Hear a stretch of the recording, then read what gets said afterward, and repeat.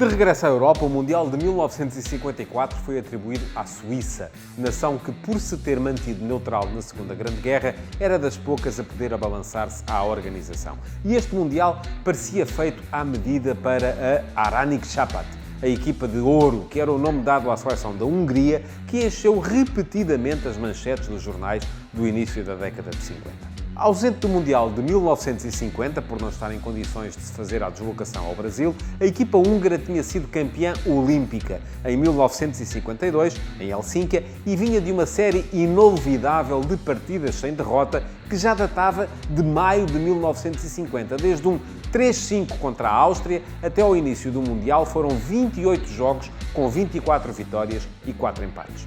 Nesta série, incluiu-se um duplo confronto com a Inglaterra. Depois de ver os húngaros ganhar os Jogos Olímpicos, Walter Winterbottom, o selecionador inglês, fez-lhes o convite para se deslocarem ao santuário do Wembley. Era uma boa forma de verificar se o desastre de 1950 estava ultrapassado e se a Inglaterra tinha condições para lutar pelo título mundial.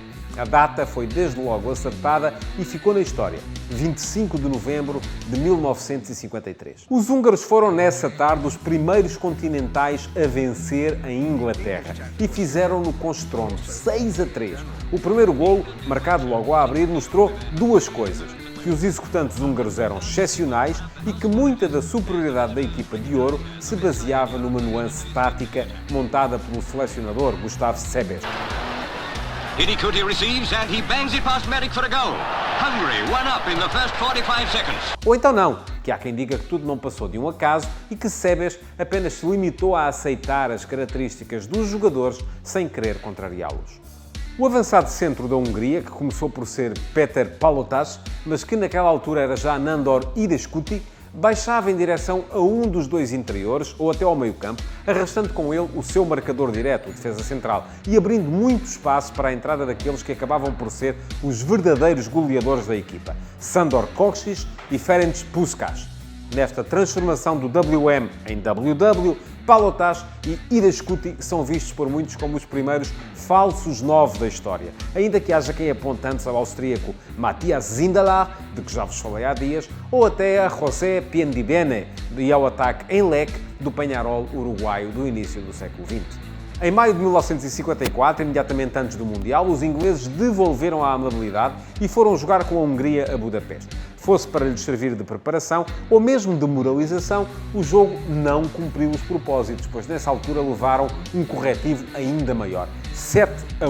A provar duas coisas: que a Inglaterra caíra mesmo do trono em que julgava estar e que estes húngaros tinham potencial de campeões do mundo. Foi isso também que mostrou o início do Mundial. Na fase de grupos, duas goleadas. 9-0 à estreante Coreia do Sul e 8-3 à República Federal da Alemanha, que voltava sob nova capa após as sanções da guerra e a suspensão que a impedira de participar em 1950.